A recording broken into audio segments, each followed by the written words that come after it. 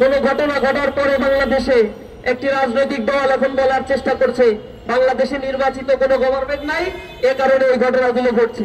আমরা আরো লজ্জিত, এদেশে সেই জুলাই বিপ্লব পরবর্তী যে জাতীয় ঐক্যমত গড়ে ওঠার কথা ছিল, এই ঐক্যমত গড়ে উঠলে এই জাতীয় দর্শন, ছিনতাই, লুটেরাজদের কোন স্থান এই বাংলাদেশে হতো না। কিন্তু আমরা সেই জাতীয় ঐক্যমতের বিপরীতে গিয়ে শুধুমাত্র যে কোনো ঘটনা ঘটলেই শুধুমাত্র নির্বাচনী একমাত্র সমাধানের দিকে একটি বৃহৎ রাজনৈতিক দল যে বুলিয়া উড়াচ্ছেন, আমরা তো দেখতে পাচ্ছি তাদের কিছু কর্মীর মাধ্যমে এই দর্শনের ঘটনা, লুটতরাজের ঘটনাগুলো ঘটছে। এই যে দর্শনের ঘটনাগুলো যেগুলো মিডিয়ায় আসছে, অসংখ্য ঘটনা রয়েছে যেগুলো মিডিয়ায় আসে না। মিডিয়া আসা এই ঘটনার হিসেব করেই আমাদের পিলে চমকে যায়, কিন্তু প্রত্যেকটি প্রত্যন্ত অঞ্চলগুলোতে প্রতিটি জায়গায় যে দর্শনের ঘটনাগুলো নীরবে নিভৃতে ঘটে যাচ্ছে, কত মেয়ের বোমা কান্না, চোখের পানিতে এই জমিন সিদ্ধ হচ্ছে, তার কোন হদিস আমাদের জানা নাই। এই দর্শনের ঘটনার জন্য শুধুমাত্র আইনকে শক্ত করা একমাত্র সমাধান নয়। আমরা বলছি অশ্লীল কালচার যে ওটিটি প্ল্যাটফর্মের মাধ্যমে ফ্রি সেক্স লিভিং টুগেদার প্রথা এই সমাজ ব্যবস্থাকে পিছিয়ে তুলেছে, অক্টোপাসের মতো চারিদিকে যে অশ্লীলতা ছড়িয়ে দেওয়া হচ্ছে, তারই এক প্রতিচ্ছবি এই লজ্জিত বাংলাদেশ, এই ধর্ষণের বাংলাদেশ দেখতে হচ্ছে। আমরা লজ্জিত। এই দেশের শিক্ষা কাঠামোকে ঢেলে সাজাতে হবে, এই দেশের কালচারাল সিস্টেমকে নতুন ভাবে চিন্তা করতে হবে। একটা করাপ্টেড কালচার, একটা করাপ্টেড এডুকেশন সিস্টেম দিয়ে কখনো একটি সোসাইটিতে এ জাতীয় ফৌজদারি অপকর্মগুলো বন্ধ করা সম্ভব নয়। আমরা দেখেছি ইসলামিক যে দেশগুলো রয়েছে, মুসলিম কান্ট্রিগুলো আপনারা লক্ষ্য করবেন, ধর্ষণের পরিমাণ নেগেটিভে রয়েছে, জিরো। সেখানে ধর্ষণের কেস খুবই রেয়ার। কিন্তু পশ্চিমা যে কালচার, যে সংস্কৃতি রয়েছে, অথবা আমাদের মতো এই প্রাচ্যের কালচারের এই দেশগুলোতে ধর্ষণের ঊর্ধ্বমুখী অবস্থান আপনারা দেখতে পাবেন। ইউরোপ আমেরিকার কালচারের দিকে আমরা তাকালে দেখতে পাই সেখানে ফ্রি সেক্স লিভিং টুগেদার প্রথা চালু হওয়ার কারণে 50%, 60% সন্তান জন্মগ্রহণ করে, but they don't know who is their father. তাদের বাবার পরিচয় তারা জানে না, পিতৃ পরিচয়হীন সন্তানের সেখানে জন্ম হচ্ছে। সিঙ্গেল মাদার কনসেপ্ট তারা ডেভেলপ করছে। ওই পেটপাসা, এই বিদেশি সংস্কৃতি আমাদের এই প্রাচ্যে ধার করে নিয়ে এসে এ দেশের সাংস্কৃতিক ব্যবস্থাকেও করাপ্টেড এবং কালচারাল ব্যবস্থাকে ধ্বংস করার জন্য একটি সম্প্রদায় উঠে পড়ে লেগেছে। আমরা এর তীব্র নিন্দা এবং প্রতিবাদ জানাই। আমাদের মায়ের জাতি, আমাদের বোনের জাতি, নারীদের সংগ্রামের নিরাপত্তা নিশ্চিত করার জন্য ইসলামী ছাত্র শিবিরের প্রতিটি কর্মী একটা চূড়াতন্ত্র প্রহরী হিসেবে দায়িত্ব পালন করবে ইনশাআল্লাহ। ইসলামী ছাত্র শিবির এ জাতীয় কোনো অপকর্মের সাথে জড়িত হয় না, বরং এর তীব্র প্রতিবাদ আমরা জানাই সর্বদা।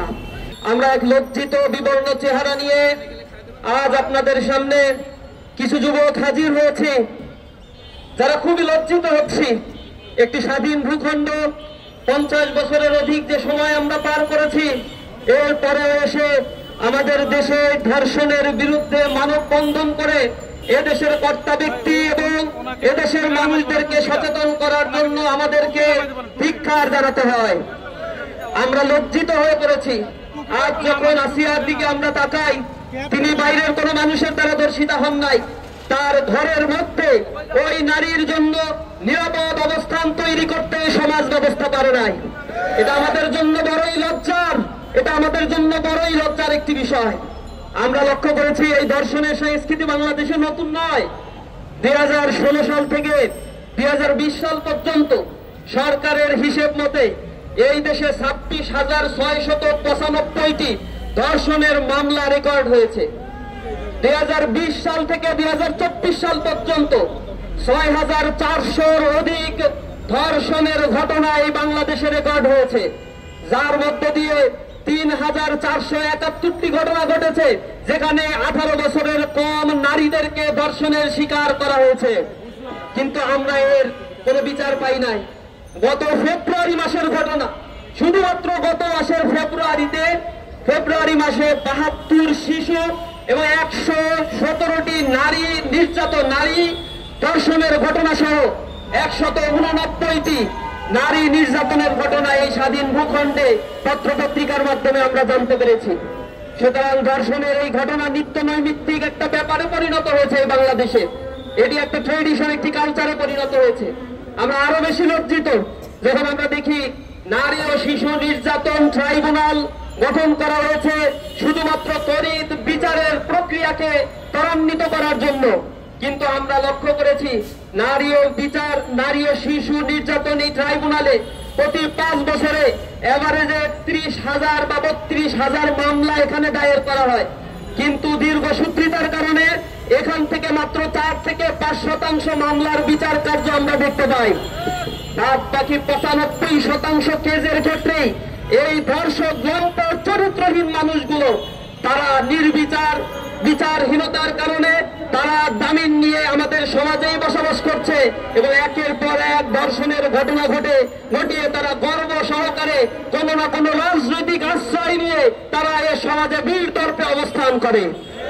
আমরা হীন কালচারের পরিবর্তনের জন্য তীব্র আন্দোলন গড়ে তুলব ইনশাআল্লাহ। ইসলামী ছাত্র শিবির বলতে চায়, বাংলাদেশে নারীদের মর্যাদাকে সমুন্নত করার জন্য ইসলাম যে মর্যাদা দিয়েছে, ইসলামী আইন যে বিধানের কথা বলেছে, আপনারা আজকে দেখেছেন নারীরা মিছিল করে বলছে ধর্ষকদের সর্বোচ্চ শাস্তি আজ মৃত্যুদণ্ড দিতে হবে। এটা 1550 বছর আগে ইসলাম বলে দিয়েছে ধর্ষকদের শাস্তি হবে পাথর মেরে প্রকাশ্য দিবালোকে তাদেরকে হত্যা করতে হবে। এই বাংলার জমি আর কোন ধর্ষকের জন্ম হবে না। কিন্তু এই সংস্কৃতি আমরা দেখি না। একটা ধর্ষণের মামলা নিতে গেলে যে কাহিনী করা হয়, একটা ধর্ষণের মামলা দেওয়ার পরে 7-8 বছর চলে যায়, সেই মামলার কোনো সুরাহা হয় না। আমরা এই বিচার ব্যবস্থাকে ঢেলে সাধারণের জন্য সরকারের প্রতি উদাত্ত আহ্বান জানাচ্ছি। আমরা আরো উদ্বেগের সাথে লক্ষ্য করি, কোন ঘটনা ঘটার পরে বাংলাদেশে একটি রাজনৈতিক দল এখন বলার চেষ্টা করছে বাংলাদেশে নির্বাচিত কোনো গভর্নমেন্ট নাই, এ কারণে এই ঘটনাগুলো ঘটছে। আমরা আরো লজ্জিত, এদেশে সেই জুলাই বিপ্লব পরবর্তী যে জাতীয় ঐক্যমত গড়ে ওঠার কথা ছিল, এই ঐক্যমত গড়ে উঠলে এই জাতীয় ধর্ষণ, ছিনতাই, লুটেরাজদের কোন স্থান এই বাংলাদেশে হতো না।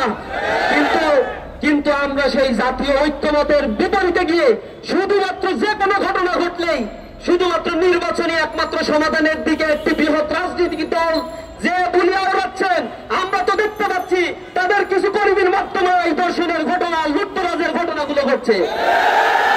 আমরা স্পষ্টভাবে বলতে চাই, এদেশের মানুষকে নারীদের সার্বভৌমত্ব, নারীদের যে সতীত্বের নিরাপত্তা, এই বিধানের ক্ষেত্রে যদি ঐক্যমত পোষণ করতে না পারেন, এই বাংলাদেশের রাজনীতিতেও আপনাদেরকে মাইনাস করা হবে।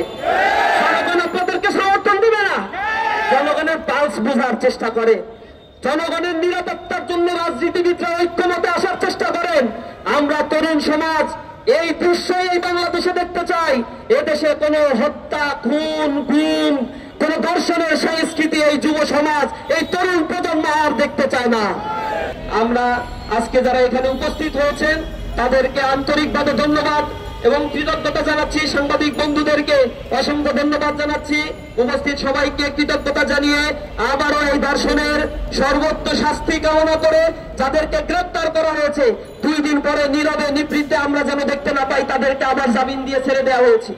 দোষী যেহেতু আইডেন্টিফাইড হয়েছে, শাস্তি যেহেতু নির্ধারিত রয়েছে, অতি দ্রুত প্রায়োরিটির ভিত্তিতে ট্রাইব্যুনালে এই কেসগুলোর সমাধান করার জোর দাবি রেখে আজকের এই মানববন্ধন কর্মসূচি এখানেই সমাপ্ত ঘোষণা করছি।